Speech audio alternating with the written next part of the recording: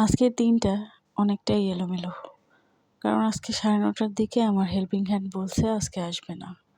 তো যেহেতু আগে বলে নাই, হঠাৎ করেই সব কাজগুলো হচ্ছে অগোছালো।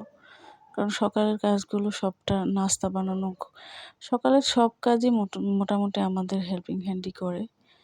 কারণ আমাদের রাত জাগা হয় প্রচুর। তো সকালটা মোটামুটি আসলে একটু ঘুমানো হয় সকালে। তো এখানে হচ্ছে আমি ১ম এ ড্রয়িং রুমটা হচ্ছে একটু গুছিয়ে নিছি। কারণ আমার বাচ্চা আর বাচ্চার বাবা ওরা প্রায় অনেক রাত পর্যন্ত হচ্ছে এখানে বসে ওদের পড়াশোনা, খেলাধুলা, খাওয়া-দাওয়া, টিভি দেখা সব এখানে বসে করে। তারপর হচ্ছে এখান থেকে যায়। তো তখন হচ্ছে আমি আর এখানে এসে এগুলো গুছাতে পারি না যেহেতু অনেক রাত হয়ে যায়। তো এর জন্য হচ্ছে খুবই এলোমেলো। তো আমি এখানে একটু হালকা একটু সবকিছু একটু টাচ করে নিচ্ছি, একটু ঝেড়ে মুছে নিচ্ছি। যেহেতু সবাই সকালবেলা হচ্ছে এই রুমে চলে আসে আগে ঘুম থেকে। তো একটু পেপারটা পড়তে গেছিলাম। তো পেপার আর পড়িনি। কারণ অনেক দেরি হয়ে যাবে পেপার পড়তে গেলে। তারপরে হচ্ছে এই যে বেসিনের থালা-বাটিগুলো হচ্ছে রাতের। এগুলো হচ্ছে আমি আগে ক্লিন করে নিবো। তো এইগুলো ক্লিন করার পরে হচ্ছে আমি আমার নাস্তা নিছি। আমার নাস্তা ছিল একদমই সিম্পল।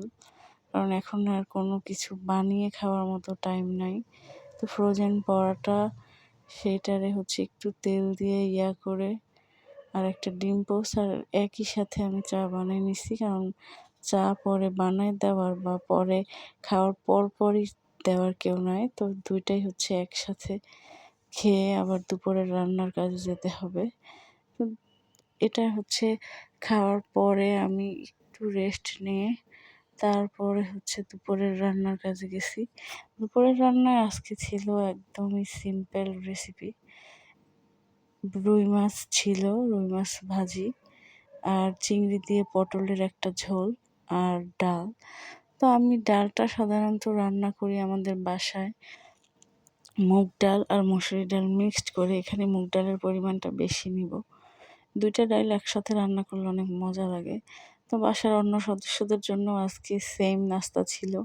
সবাইকেই পরোটা আর ডিম পোচ দেওয়া হয়েছে। তো ওদেরকে নাস্তা দেওয়ার পরে আমি ভাত আর ডালটা বসিয়ে দিছি। ভাতটা হয়ে গেছে, তো ডালটাও হয়ে গেছে। তারপরে আমি অন্য যে ২ টা রান্না ছিল ওইটা করে নিছি। মাছটা ভেজে নিছি একদম আস্তে ইয়াতে। তারপরে ওই পাশে বসিয়ে দিছি পটলের আজকে সারাদিন ক্লান্ত থাকার জন্য বিকেলেও কোনো নাস্তা বানানো হয় নাই। এই পুরিটা ছিল বাইরের কেনা আর ছিল চা।